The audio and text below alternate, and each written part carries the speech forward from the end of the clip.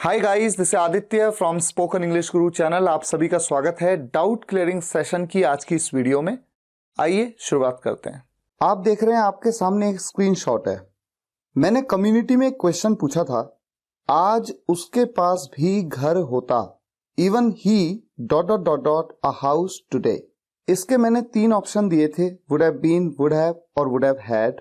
25,000 लोगों ने वोट किया और आप देख सकते हैं कि वुड हैव बीन को सबसे ज्यादा वोट मिले हैं 62%, जबकि सेंटेंस को वुड हैव या वुड हैव हैड इन दोनों के साथ बनाया जा सकता है, लेकिन वुड हैव बीन के साथ नहीं बनाया जा सकता। तो ऐसा क्यों हुआ? क्योंकि अधिकतर स्टूडेंट्स को इस कॉन्सेप्ट पे क्लैरिटी नहीं है। तो आज का हमारा पहला डाउट वुड से रिलेटेड है। Would, would be, would have, would have been और वुड हैव हैड। तो आइए कुछ एग्जांपल्स के माध्यम से इस बात को समझ लेते हैं। हमेशा याद रखिए, वुड का यूज जब भी किसी वर्ब के साथ, किसी क्रिया के साथ ता, ते, ती लगकर आता है तो 99% केसेस में तो वुड का यूज तभी किया जाता है। बाकी तो मैंने कॉन्सेप्ट वीडियोस में आपको बताया है कि वुड का यूज कहां कहां पर होता है। वर्ब के साथ ता, ते, ती का क्या मतलब है? वर्ब यानी कि क्रिया, जैसे खेलना, पढ़ना, लड़ना, लिखना, जाना, आना, ये सभी क्या है? वर्ब्स हैं। तो इनके साथ में अगर हम ता, ते, ती लगा दें, जैसे खेलता, जाता, आता, गाता, मिलता, उठता, बैठता, सोता, रोता, हंसता, ऐसे में आपको यूज करना है वुड। मैं आज घर जाता, मैं जाता, आई वुड गो, घर, होम, आज, टुडे।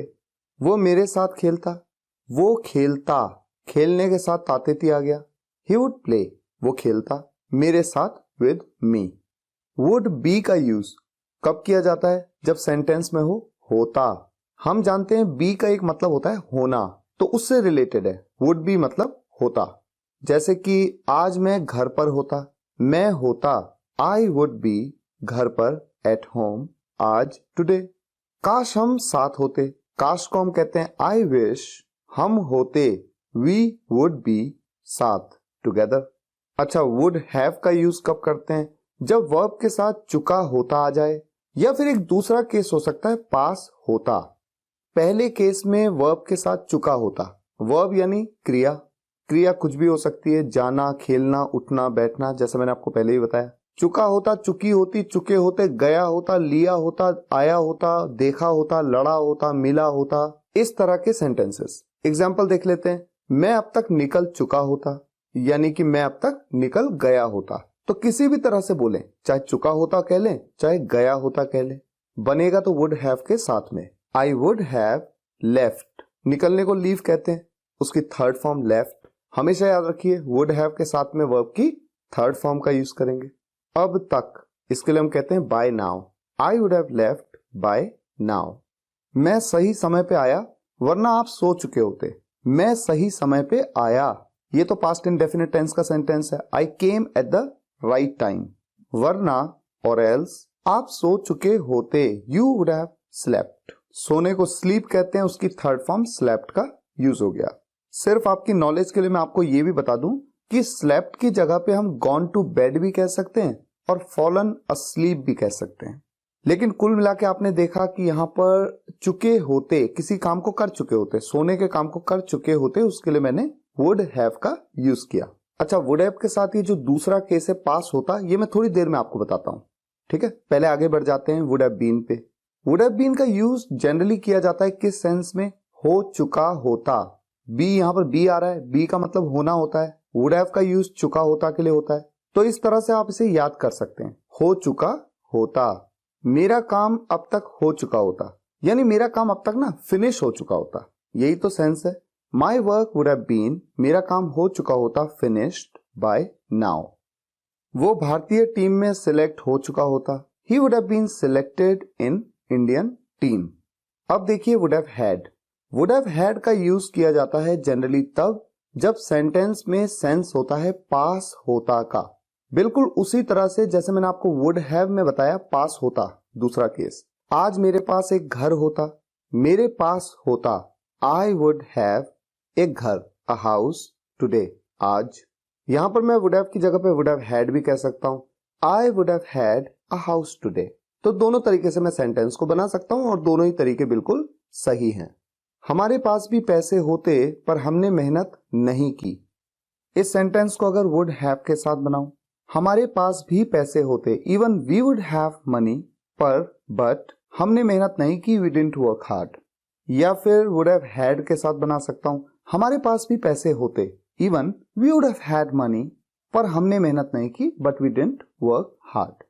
तो ये जो क्वेश्चन मैंने आपसे पूछा था, अगर आप इसका आंसर वुड हैव के साथ देते या वुड हैव हैड के साथ देते तो एक्सेप्टेबल होता, लेकिन वुड हैव बीन के साथ आप नहीं दे सकते थे। अब आ जाइए डाउट नंबर 2 पे। एक स्टूडेंट ने मुझे पूछा कि सर कोचिंग में हमारे टीचर ने हमें बताया कल मैं आपके घर आऊंगा, इसे हम कह सकते हैं I will be coming to your home tomorrow. क्या इसे ऐसे नहीं कहना चाहिए था I will come to your home tomorrow? I will come to your home tomorrow. अब देखिए इस सेंटेंस को अगर मैं प्रॉपरली समझूं, कल मैं आपके घर आऊंगा, यहां पर आ रहा है गा गे गी, ये है फ्यूचर का इनडेफिनेट टेंस।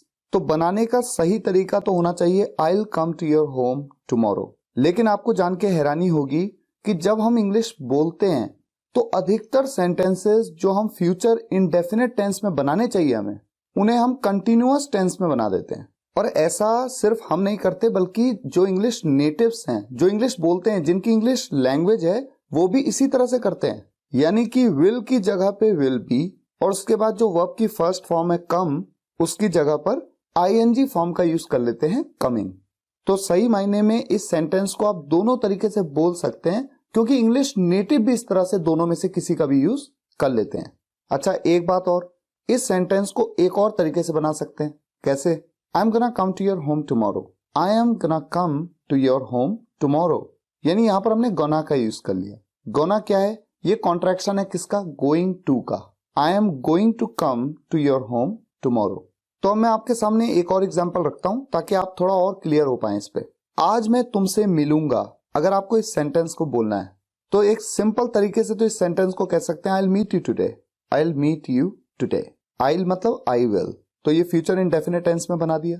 लेकिन 99% केसेस में अगर आप किसी इंग्लिश बोलने वाले को सुनेंगे तो वो कहेगा I will be meeting you today, या फिर I am gonna meet you today. इसी तरह से मैं 25 तारीख को एक वीडियो अपलोड करूंगा, इस सेंटेंस को आप इस तरह से तो कह ही सकते हैं I will upload a video on 25th, लेकिन आई will be uploading a video on 25th या आई am gonna upload a video on 25th, ये ज्यादा यूज होने वाले तरीके हैं। और यहां तक कि इस सेंटेंस को कुछ इस तरह से भी हम कह ही सकते हैं I am suppose to upload a video on 25th। ये भी मोर और लेस सेम सेंस देता है, बात लगभग एक ही है कि मैं 25 तारीख को एक वीडियो अपलोड करूंगा, यानी करने वाला हूं। डाउट नंबर 3, एक स्टूडेंट ने 3 सेंटेंसेस मुझे ईमेल पे भेजे और पूछा कि सर इन तीनों सेंटेंसेस में क्या डिफरेंस है। Even I didn't touch the pencil, दूसरा sentence I didn't even touch the pencil, तीसरा sentence I didn't touch even the pencil. अब इन तीनों सेंटेंसेस में सेंस में थोड़ा थोड़ा फर्क है। पहले सेंटेंस में आप देख रहे हैं इवन का यूज शुरुआत में हो रहा है और उसके तुरंत बाद कॉमा लगा है। ऐसे में हमेशा याद रखिए इवन का सेंस आता है भी का। भी का मतलब क्या हुआ? देखिए सेंटेंस क्या है, I didn't touch the pencil, मैंने पेंसिल टच नहीं की, और इवन आ गया, इसका मतलब है भी, मैंने भी पेंसिल टच नहीं की, यानी किसी और ने भी नहीं की तो मैंने भी नहीं की, आपने नहीं की, मैंने भी नहीं की। तो इस सेंटेंस का तो ये मतलब हुआ। अब आ जाते हैं दूसरे सेंटेंस में, आई didn't even touch the pencil. Even का यूज सेंटेंस के बीच में जब होता है तो तक का सेंस आता है। इवन टच, इसका मतलब आप ऐसे समझिए टच तक, मैंने पेंसिल टच तक नहीं की। जैसे कि मान लीजिए कोई आपसे कह रहा है आपने मेरी पेंसिल छुई, आपने मेरी पेंसिल को यूज भी किया, तो आप कहते हैं no I didn't even touch the pencil. और जो तीसरा सेंटेंस है I didn't touch even the pencil, मैंने टच नहीं की, I didn't touch even the pencil, pencil तक। जैसे कि मान लीजिए कोई आपसे कहे कि आप मेरे रूम में आए थे, आपने मेरे मोबाइल को टच किया, मेरे कंप्यूटर को टच किया, मेरी बुक्स को टच किया, ये देखो सब यहाँ पर रखी हुई हैं, और तब आप कहते हैं उसे मैंने तो पेंसिल तक टच नहीं की। वो जो आपकी पेंसिल दिख रही है टेबल के ऊपर, मैंने तो पेंसिल तक टच नहीं की। आप कह रहे हो कि मैंने लैपटॉप टच किया, मैंने कंप्यूटर भी यूज कर लिया, मैंने आपकी बुक्स भी छेड़ दी। तो वहां पर आप क्या कहना चाह रहे हो? मैंने पेंसिल तक टच नहीं की, I didn't touch even the pencil. तो है ना तीनों ही सेंटेंसेस के सेंस में डिफरेंस। तो अगर एक बार में देखें, even I didn't touch the pencil, यहां पर इवन का सेंस भी का है, मैंने भी पेंसिल टच नहीं की। दूसरा sentence, I didn't even touch the pencil. मैंने पेंसिल टच तक नहीं की, यानी कि आप कह रहे हो कि मैंने पेंसिल उठाई, पेंसिल को यूज भी किया, जबकि मैंने तो पेंसिल टच तक नहीं की। और तीसरा sentence, I didn't touch even the pencil.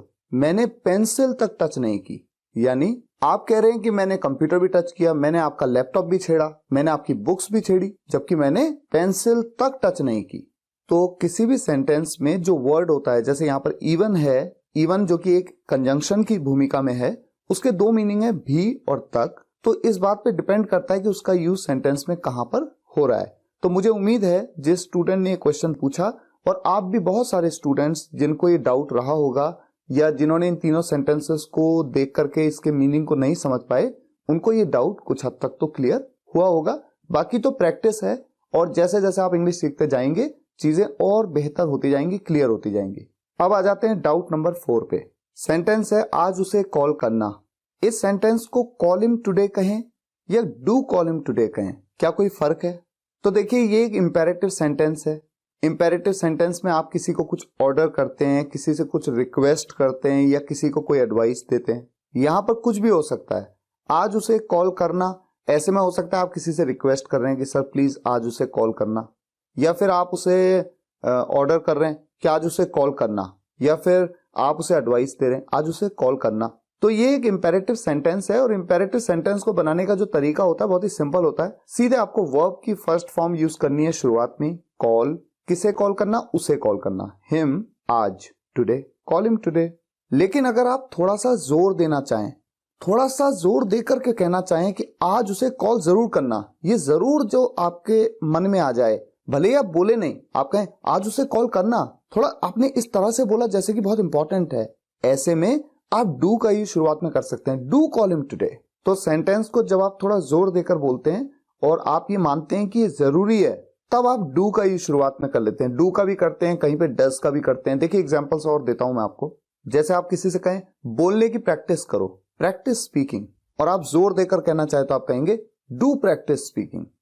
आप किसी से कहना चाहते हैं कि मुझे कल कॉल करना, कॉल मी टुमारो। लेकिन अगर आप थोड़ा सा अर्जेंसी के साथ कह रहे हैं कि अर्जेंट है, तो आप कहेंगे डू कॉल मी टुमारो। हालांकि आप कहने में तो ऐसे भी कह सकते हैं डेफिनेटली कॉल मी टुमारो, या फिर call me tomorrow for sure, लेकिन ऐसा कहना डू कॉल मी टुमारो ये ज्यादा बेहतर लगता है। रवि स्कूल जाता है, रवि गोज टू स्कूल, ये तो हम सब जानते हैं प्रेजेंट इंडेफिनिट टेंस में। लेकिन अगर मैं यहां पर ऐसा कह दूं Ravi does go to school, तो ये थोड़ा जोर देने वाली बात है कि वो स्कूल जरूर जाता है, वो बहुत अच्छा डांस करती है, शी डांसेस वेरी वेल। ये सेंटेंस तो सिंपल है, लेकिन मैं कह सकता हूं she does dance very well, वो डांस बहुत ही अच्छा करती है, बहुत ही अच्छा करती है। मैंने उसे कल कॉल की, पास्ट इंडेफिनिट टेंस में आई कॉल्ड हिम यस्टरडे, ये तो आप बना सकते हैं। लेकिन अगर आप चाहें तो यहां पर डिड का यूज कर सकते हैं, I did call him yesterday. तो जनरली आपके मन में कभी कभी इस तरह का भी डाउट आता है कि अरे यहां पर तो ये तो पास्ट इंडेफिनिट टेंस का सेंटेंस है और ये तो अफर्मेटिव सेंटेंस है, तो फिर यहाँ पर डिड का यूज कैसे हो गया? क्योंकि डिड का यूज तो नेगेटिव सेंटेंस में होता है या फिर इंटेरोगेटिव में होता है। तो देखिए ये एक एक्सेप्शनल केस है जहां पर थोड़ा अर्जेंसी की बात हो कि कोई चीज जरूरी है, ऐसे में आप डिड का यूज करते हैं अफर्मेटिव सेंटेंस में भी जोर देने के लिए। चलिए अब हम आगे बढ़ते हैं। डाउट नंबर 5, ये पेन उसका है, दिस पेन इज हिज। क्या ये सेंटेंस सही है? क्या यहां पर हिज का यूज करना बिल्कुल सही है? ये है एक डाउट। तो देखिए मैं आपके सामने रखता हूं पर्सनल प्रोनाउंस, जो आप जानते हैं he, she, I, they, we, you, और उनके दो पजेसिव केस होते हैं। पहला केस क्या होता है? जहां पर ही से बन जाता है हिज, शी से बनता है हर, आई से माई, दे से देयर, वी से आर, यू से योर। और दूसरा पजेसिव केस है जहां पर ही से बनता है हिज, शी से बनता है हर्स, आई से माइन, दे से देयर्स, वी से आर्स और यू से योर्स। अब देखिए जो सेंटेंस है ये उसका पेन है, ये है दिस इज उसका पेन, हिज पेन। अगर मैं किसी लड़की की बात करूं तो मैं कहूंगा दिस इज हर पेन। अगर मेरे पेन की बात होगी तो दिस इज माई पेन। उनका के लिए their, this is their pen, या this is our pen, this is your pen. और दूसरा वाला जो पजेसिव केस है, ये पेन उसका है। अब देखिए पहले क्या था? ये उसका पेन है, लेकिन अब मैं कह रहा हूं ये पेन उसका है। तो सब्जेक्ट है यहां पर ये पेन, दिस पेन है, इज, दिस पेन इज। अब मैं दूसरे वाले केस के साथ चलूंगा, उसका है यानी हिज, अगर कोई लड़की है तो हर्स, मेरा है तो माइन, उनका है तो देयर्स, हमारा है तो आर्स और तुम्हारा है तो योर्स। तो जब मैं कहता हूं दिस पेन इज हिज, तो ये गलत तो नहीं दिखता आपको? तो ये सेंटेंस वाकई में बिल्कुल सही है। आपको इस तरह का डाउट नहीं होगा अगर आपको ये पता होगा कि पजेसिव के भी कौन कौन से केस हैं। 2 केसेस हैं। अब देखिए दोनों सेंटेंस अगर मैं आपके सामने रख दूं, ये उसका पेन है, दिस इज हिज पेन, और ये पेन उसका है, दिस पेन इज हिज। तो यहां पर जो पहला सेंटेंस है वहां पर हिज, ये पेन से जस्ट पहले आ रहा है। पेन क्या है? एक नाउन है। तो ये हिज यहां पर किस भूमिका में है? ये है एक एडजेक्टिव की भूमिका में, पजेसिव एडजेक्टिव। और दूसरे केस में हिज देखिए किसी भी नाउन से पहले नहीं आ रहा है, इसकी भूमिका यहां पर क्या है? पजेसिव प्रोनाउन की भूमिका। Doubt number 6, there there there. तीनों को बोलने का तरीका बिल्कुल सेम होता है, देयर, लेकिन तीनों के मतलब अलग हैं। जो पहले वाला देयर है, इसका जो हिंदी में सेंस आता है वो आता है वहां, या फिर अगर किसी सेंटेंस में सब्जेक्ट या ऑब्जेक्ट नहीं है, ऐसे में भी हम देयर का यूज करते हैं। जो दूसरा वाला देयर है, THEIR, इसका मतलब तो होता है उनका, जैसे मैंने इससे पिछले डाउट में आपको बताया कि पजेसिव केस है, उनका। और तीसरा वाला जो है THEY', देयर, ये तो दे आर, इसका कॉन्ट्रैक्शन है। अब सबसे पहले वाले से रिलेटेड एक सेंटेंस देखिए, वहां कोई नहीं था, वहां देयर, था वॉज, कोई नहीं नोबडी। या फिर मैं कह सकता हूं कोई नहीं नोबडी, था वॉज, वहां देयर। तो दोनों तरीके से बना सकता हूं, देयर वाज नोबडी या फिर नोबडी वाज देयर। अब देखिए एक सेंटेंस, एक राजा था। इस सेंटेंस में अगर सब्जेक्ट है एक राजा तो फिर ऑब्जेक्ट है ही नहीं, अगर ऑब्जेक्ट है एक राजा तो सब्जेक्ट है ही नहीं। तो ऐसे सेंटेंस में जहां पर सब्जेक्ट या ऑब्जेक्ट नहीं है, ऐसे में भी देयर का यूज करते हैं। डिटेल में मैंने आपको कॉन्सेप्ट वीडियो में बताया है। तो यहां पर हम सब्जेक्ट में देयर का यूज अगर कर लें तो देयर वॉज एक राजा, a king, there was a king. जो दूसरा वाला देयर है THEIR, ये उनकी किताबें हैं, दीज आर देयर बुक्स, उनकी किताबें। और तीसरा वाला जो देयर है, दे आर का जो कॉन्ट्रैक्शन है, वे अच्छे लोग हैं, वे एक से ज्यादा हैं, दे हैं, आर अच्छे लोग, good people, they are good people. They are को अगर मैं कॉन्ट्रैक्ट कर दूं तो मैं कह सकता हूं they are good people, they are good people. तो बोलने का तरीका तीनों को बिल्कुल सेम है, देयर, लेकिन तीनों के अलग अलग यूज हैं। अब आ जाइए डाउट नंबर 7 पे। एक स्टूडेंट ने पूछा कि सर पॉसिबिलिटी यानी संभावना के लिए मे, माइट या कुड, इन तीनों में से किसका यूज करना ज्यादा बेहतर है? तो देखिए सही मायने में इन तीनों में से किसी का भी यूज कर लें, बात बिल्कुल सेम है। जैसा आपको मन करे वैसा आप यूज कर सकते हैं। सेंटेंस है आज बारिश हो सकती है, ये एक पॉसिबिलिटी है।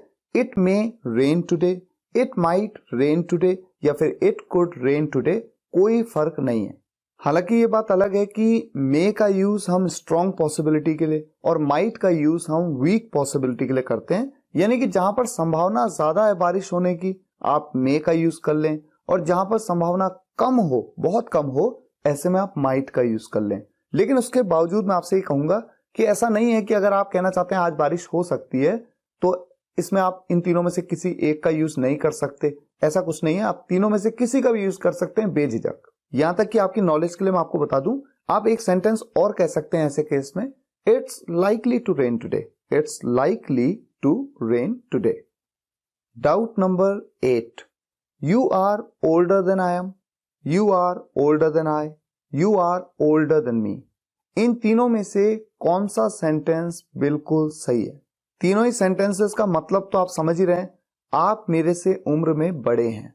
अगर मैं कॉन्वर्सेशनल पॉइंट ऑफ व्यू से बात करूं कि किस तरह से इंग्लिश नेटिव बोलते हैं, तो तीनों में से किसी भी तरीके से वो बोल सकते हैं। हाँ, अगर मैं ग्रामर की पॉइंट ऑफ व्यू से बात करूं तो you are older than I am या you are older than I, ये दोनों सही ऑप्शंस हैं।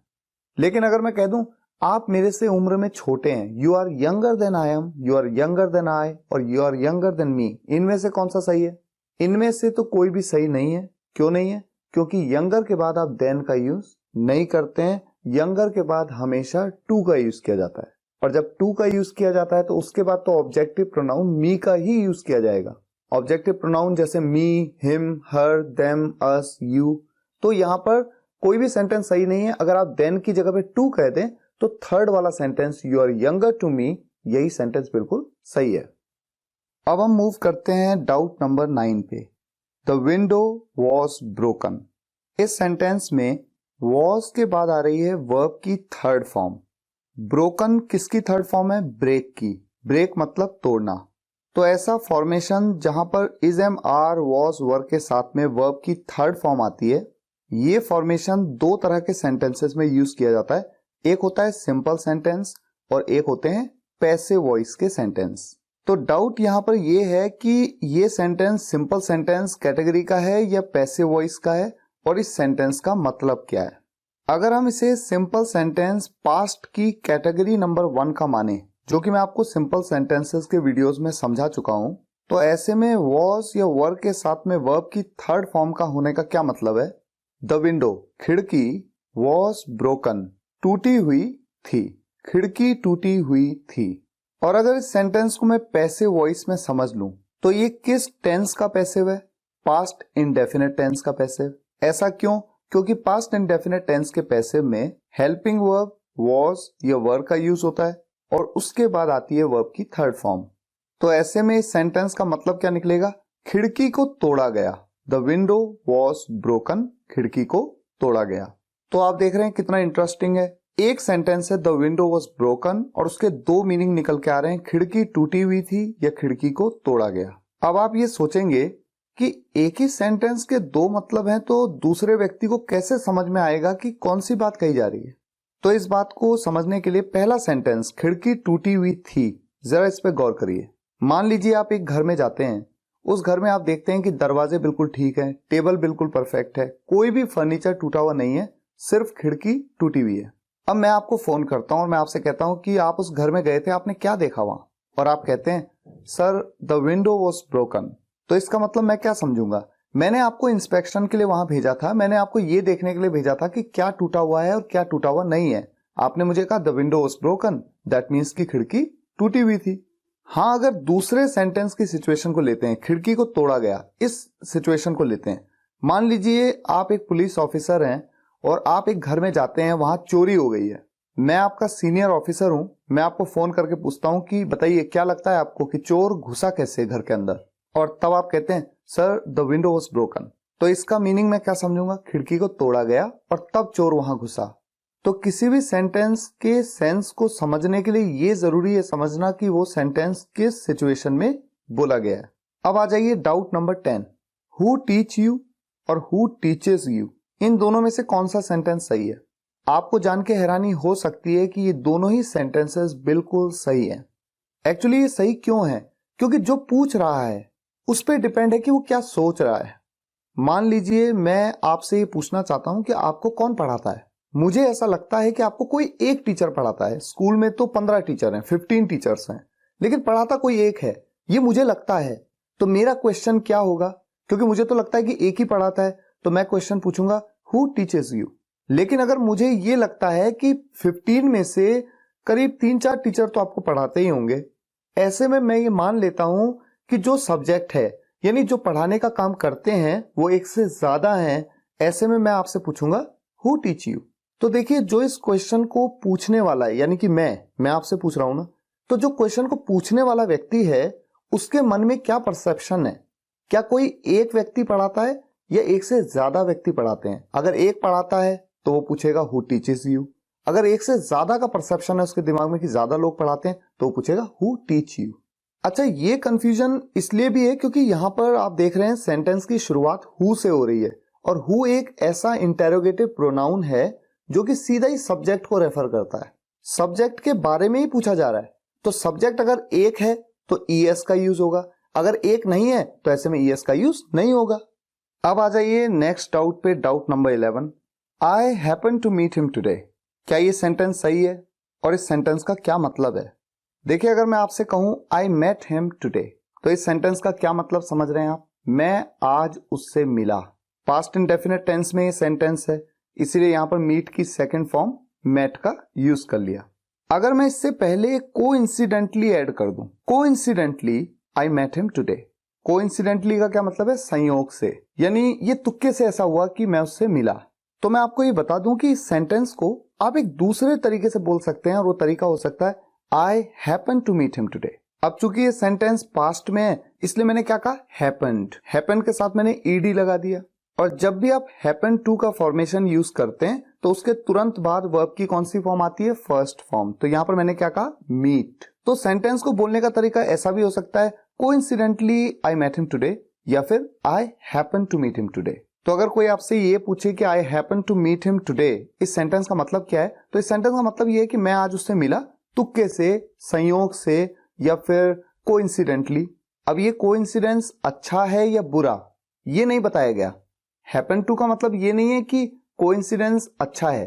हो सकता है आप इसे लकी फील करें कि अच्छा हुआ कि मैं आज उससे मिला, या फिर आप बुरा फील करें कि अरे ये अच्छा नहीं हुआ कि मैं उससे मिला। लेकिन कुल मिलाकर जो भी हुआ वो कोइंसिडेंटली हुआ।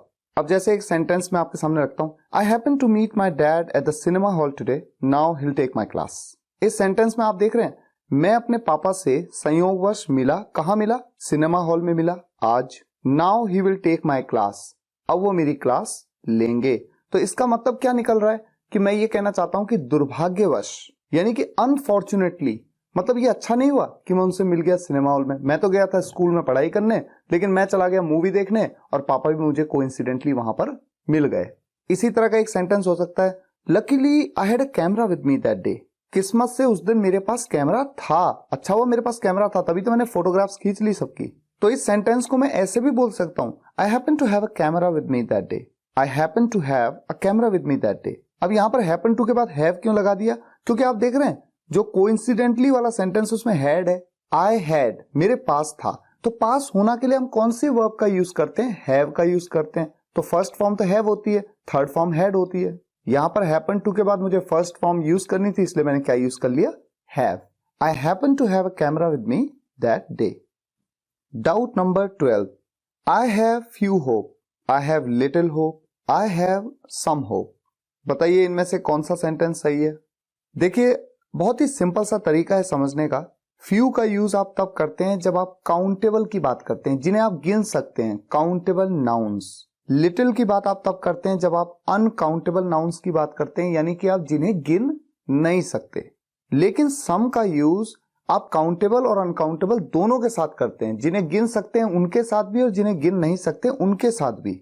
अब इसमें कोई दो राय नहीं है कि फ्यू, लिटिल और सम तीनों का एक ही मतलब होता है, कुछ या थोड़ा। लेकिन जैसा कि मैंने आपको बताया कि फ्यू, लिटिल और सम का यूज कहां कहां पे हो सकता है। जैसे 3 सेंटेंस देखिए आपके सामने लिखे हुए हैं, I have few books, I have some books, I have little books. यहां पर बात किसकी हो रही है, बुक्स की, किताबों की। किताबों को आप गिन सकते हैं या नहीं गिन सकते, गिन सकते हैं। तो गिन सकते हैं इसलिए फ्यू का यूज कर सकते हैं। सम का यूज भी कर सकते हैं, क्योंकि सम का यूज जिन्हें गिन सकते हैं उनके साथ भी हो सकता है, जिन्हें गिन नहीं सकते उनके साथ भी हो सकता है। लेकिन यहाँ पर आप लिटिल का यूज नहीं कर सकते। क्यों, क्योंकि लिटिल का यूज तो उनके साथ होता है जिन्हें आप गिन नहीं सकते, बुक्स को तो आप गिन सकते हैं।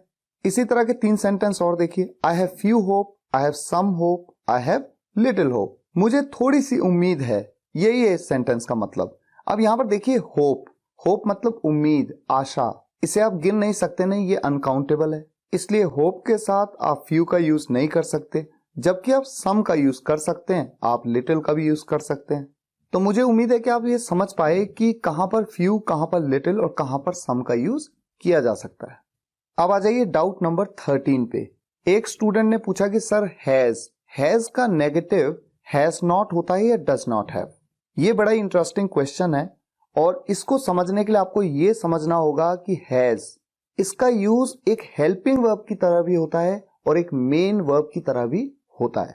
जब इसका यूज हेल्पिंग वर्ब की तरह होता है तो कहां पर होता है, प्रेजेंट परफेक्ट टेंस में। वहां पर इसका जो नेगेटिव बनता है वो क्या बनता है, हैज नॉट। और जब इसका यूज एक मेन वर्ब की तरह होता है तो कहां पर होता है, सिंपल सेंटेंसेस में होता है, जहां पर इसका नेगेटिव क्या होता है, डज नॉट हैव। तो मैं आपको बता दूं कि अगर मान लीजिए सेंटेंस है, ही हैज मेट मी, वो मुझसे मिल चुका है, यही है ना इस सेंटेंस का मतलब, वो मुझसे मिल चुका है या वो मुझसे मिल लिया है। ये सेंटेंस है प्रेजेंट परफेक्ट टेंस में। अगर इसका नेगेटिव बनाना है कि वो मुझसे नहीं मिला है तो मैं क्या करूंगा, he has not met me. Simply मैं यहां पर नॉट लगा दूंगा। लेकिन अगर मेरा सेंटेंस है ही हैज अ पेन, उसके पास एक पेन है, यहां पर हैज का यूज मेन वर्ब की तरह किया गया है क्योंकि ये सेंटेंस सिंपल सेंटेंस का है। ऐसे में अगर मुझे इसका नेगेटिव बनाना है कि उसके पास पेन नहीं है तो ऐसे में मैं हैज के साथ नॉट नहीं लगाऊंगा, बल्कि मैं क्या बनाऊंगा, he does not have a pen.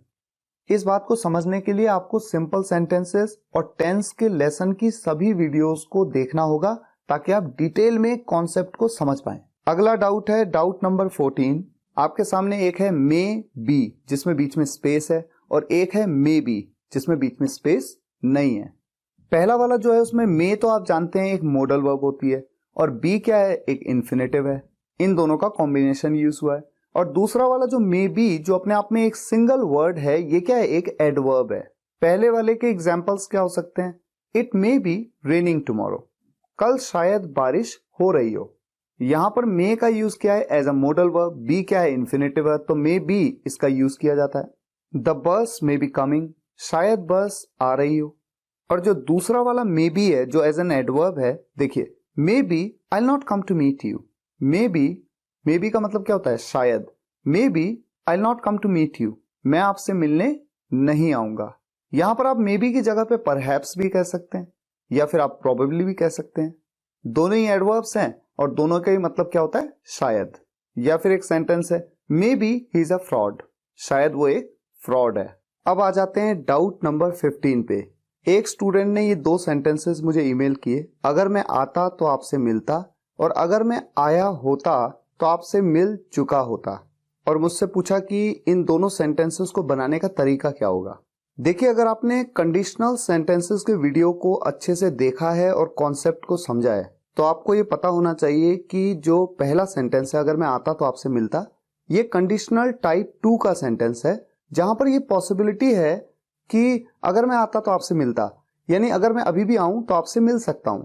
लेकिन जो दूसरा सेंटेंस है, अगर मैं आया होता तो आपसे मिल चुका होता, ये बीते कल की बात हो गई, जो अब पॉसिबल नहीं है होना। ये कंडीशनल टाइप 3 का सेंटेंस है। तो इन दोनों सेंटेंसेस को बनाने के तरीके अलग होते हैं। जो पहला सेंटेंस है कंडीशनल टाइप 2 में, इसे अगर मैं बनाता हूं, अगर मैं आता, ऐसे में इफ के साथ का ये जो क्लॉज है, ये हमेशा पास्ट इंडेफिनिट टेंस में बनता है। आई केम, आने को कम कहते हैं, कम की second form came. If I came, अगर मैं आता तो आपसे मिलता। आई वुड मीट यू, यहां पर आप वुड का यूज करते हैं। और जो दूसरा सेंटेंस है, अगर मैं आया होता तो आपसे मिल चुका होता, ये सेंटेंस चूंकि कंडीशनल टाइप 3 का सेंटेंस है, तो जो अगर मैं आया होता, ये जो क्लॉज है, ये बनता है पास्ट परफेक्ट टेंस में। इफ आई हैड कम, तो आपसे मिल चुका होता, I would have met you, यहां पर यूज होता है वुड हैव का। और वुड हैव के बाद तो वर्ब की थर्ड फॉर्म ही यूज होती है, मीट की थर्ड फॉर्म मेट। तो ये दोनों सेंटेंसेस बिल्कुल अलग हैं, और दोनों को बनाने का तरीका, दोनों को बोलने का तरीका भी अलग है। इस कॉन्सेप्ट को डिटेल में समझने के लिए आपको कंडीशनल सेंटेंसेस के वीडियो को देखना होगा, जिसका लिंक मैं इस वीडियो के डिस्क्रिप्शन में आपको दे रहा हूं। Doubt number 16। एक स्टूडेंट ने मुझे एक वीडियो के कमेंट्स में पूछा, आई एम होम, क्या ये सेंटेंस सही है, क्योंकि ऐसा सेंटेंस इंग्लिश नेटिव अक्सर बोलते हैं। तो इसके लिए मैं आपसे ये कहना चाहूंगा कि जनरली अगर आपको कहना है कि मैं घर पर हूं, तो आप कहते हैं आई एम एट होम। ये तो बड़ी कॉमन प्रैक्टिस है। लेकिन इंग्लिश नेटिव्स इस तरह से भी बोलते हैं, आई एम होम। अब चूंकि ये उनकी लैंग्वेज है, तो हम उनको चैलेंज नहीं कर सकते। इस तरह से बोला जाता है इस सेंटेंस को। तो अगर आप कहते हैं आई एम होम, ये इनकरेक्ट नहीं है। हाँ, लेकिन इसका ये मतलब नहीं है कि हर जगह पे आप जहां पर एट लगाएं वहां पर एट को हटा दें। जैसे मान लीजिए अगर आप कहते हैं I am sitting at the chair, तो ये नहीं कि आप एट को हटा दें और आप कह दें I am sitting the chair, ऐसा आप नहीं कह सकते। तो हर जगह आप एट को हटा नहीं सकते हैं, लेकिन कुछ सेंटेंसेस एक्सेप्शनल होते हैं। अब जैसे एक सेंटेंस है लेट्स स्टार्ट, इसका मतलब होता है चलो शुरू करते हैं। तो इस सेंटेंस को बोलने का एक और तरीका भी होता है, लेट्स गेट स्टार्टेड। तो ऐसा नहीं है कि कौन सा तरीका सही है, दोनों ही तरीके बिल्कुल सही हैं, क्योंकि दोनों ही तरीकों से इंग्लिश नेटिव इस बात को बोलते हैं। इसी तरह से मान लीजिए आपको कहना है मेरे पास एक कार है, आई हैव अ कार। इस सेंटेंस को बोलने के और भी तरीके होते हैं, जैसे आई गॉट अ कार या फिर I have got a car. तो कुल मिला के आप तीनों तरीके से इस सेंटेंस को बोल सकते हैं। अब आ जाइए डाउट नंबर 17 पे। आपके सामने एक वर्ड है एवरी डे। इस वर्ड में आप देख रहे हैं कि कोई भी गैप नहीं है, जबकि एक होता है एवरी और उसके बाद स्पेस और उसके बाद डे। ये जो पहला वाला एवरी डे है, ये एक एडजेक्टिव है जो कि नाउन से पहले आता है। आप जानते हैं एडजेक्टिव जनरली नाउन से पहले आते हैं। और दूसरा वाला जो एवरी डे है, इसमें स्पेस है, बोलते वक्त तो पता नहीं चलेगा आपको। ये एक एडवर्ब है, एडवर्ब फ्रेज। यूज कैसे किया जाता है? अगर मैं बात करूं एवरीडे की, जो कि एक एडजेक्टिव है, this is my everyday routine, ये मेरा रोज का रूटीन है। I am fed up of this everyday work, मैं इस रोजाना के वर्क से पक चुका हूं। यहां पर आप देख रहे हैं रूटीन क्या है, एक नाउन है, वर्क क्या है, ये भी एक नाउन है। इनसे पहले आ रहा है एवरीडे, ये क्या है, एक एडजेक्टिव है। तो जब भी नाउन से पहले एज एन एडजेक्टिव एवरीडे आएगा तो वहां पर स्पेस नहीं आएगा, वो दो वर्ड नहीं बल्कि एक सिंगल वर्ड होगा। जबकि जब आप एवरी डे का यूज एज एन एडवर्ब करते हैं तो कैसे करते हैं? I meet him every day, मैं उससे हर रोज मिलता हूं। यहां पर एवरी डे ये जो फ्रेज है इसका use as an adverb phrase किया गया है, क्योंकि मिलता तो हूं पर कब मिलता हूं? रोज मिलता हूं। तो मिलने के बारे में बताया गया, मिलना, मीट, ये तो एक वर्ब है, और वर्ब के बारे में जो एडिशनल इंफॉर्मेशन दे, जो भी वर्ड या जो भी फ्रेज, वही तो होता है एडवर्ब। अब चाहे इस एवरी डे को मैं शुरुआत में लगा दूं, every day I meet him, बात तो एक ही है। इसी तरह से अगर मैं कहूं I see him outside my school every day, मैं उसे हर रोज अपने स्कूल के बाहर देखता हूं। तो देखता तो हूं पर कब देखता हूं? हर रोज, एवरी डे। तो देखने के बारे में एडिशनल इंफॉर्मेशन देने वाला ये फ्रेज, फ्रेज क्यों कह रहा हूं? क्योंकि दो वर्ड का है। ये क्या है? एक एडवर्ब फ्रेज। शुरुआत में भी यूज कर सकता हूं, every day I see him outside my school. अब आ जाइए डाउट नंबर 18, लिटिल और अ लिटिल, इसमें क्या डिफरेंस है? अगर मैं कहूं there is little hope to survive, या फिर there is a little hope to survive, एक में मैंने लिटिल कहा, एक में मैंने अ लिटिल कहा। जब भी आप लिटिल कहते हैं ना, इसका मतलब है कि ना के बराबर, यानी जीवित रहने की, सर्वाइव करने की जो उम्मीद है वो ना के बराबर है। लेकिन अगर थोड़ी भी उम्मीद हो, थोड़ी भी ठीक ठाक उम्मीद हो, तो अ लिटिल का यूज किया जाता है। यानी अ लिटिल कहना पॉजिटिव है और लिटिल कहना नेगेटिव है। तो जब मैं कहता हूं there is a little hope to survive, यानी कि पॉजिटिव है ये पॉइंट, कि कुछ होप है, कुछ उम्मीद है कि वो बच जाए, जीवित रह जाए। इसी तरह से अगर मैं कहूं I have little water to drink, इसका मतलब कि मेरे पास पीने के लिए ना के बराबर पानी है। और जब मैं कहता हूं I have a little water to drink, इसका मतलब है कि मेरे पास थोड़ा पानी है पीने के लिए, इससे मेरा काम चल जाएगा, यानी ये पॉजिटिव है। और जब मैं केवल लिटिल कहता हूं तो ये नेगेटिव हो जाता है। ठीक इसी तरह से अगर मैं कहूं he has few pencils to complete the homework, इसका मतलब ये है कि वो अपना होमवर्क कंप्लीट ना कर पाए, ऐसा लग रहा है, क्योंकि उसके पास पेंसिल्स काफी नहीं है, कम है, बहुत कम है। लेकिन जब मैं कहता हूं he has a few pencils to complete the homework, इसका मतलब ये है कि उसके पास कंप्लीट करने के लिए कुछ पेंसिल्स हैं। ये एक पॉजिटिव संकेत देता है कि उसके पास पेंसिल्स हैं, थोड़ी बहुत पेंसिल्स हैं, जिससे कि उसका होमवर्क कंप्लीट हो ही जाए। तो ये पॉजिटिव संकेत दे रहा है। बस इतना सा डिफरेंस होता है इन दोनों के मीनिंग्स में। तो फिलहाल आज के लिए यहीं तक। अगर आपने इस वीडियो लेक्चर से कुछ भी नया सीखा है तो आप वीडियो को लाइक जरूर करिएगा, शेयर जरूर करिएगा, ताकि देश के छोटे से छोटे गांव के स्टूडेंट्स तक हम इन वीडियोस को पहुंचाएं और उनको भी इंग्लिश में सक्षम बनाएं। और वीडियो के कमेंट्स में बताइएगा वीडियो कैसा लगा। मिलते हैं नेक्स्ट वीडियो लेक्चर में, तब तक के लिए टेक केयर, गुड बाय।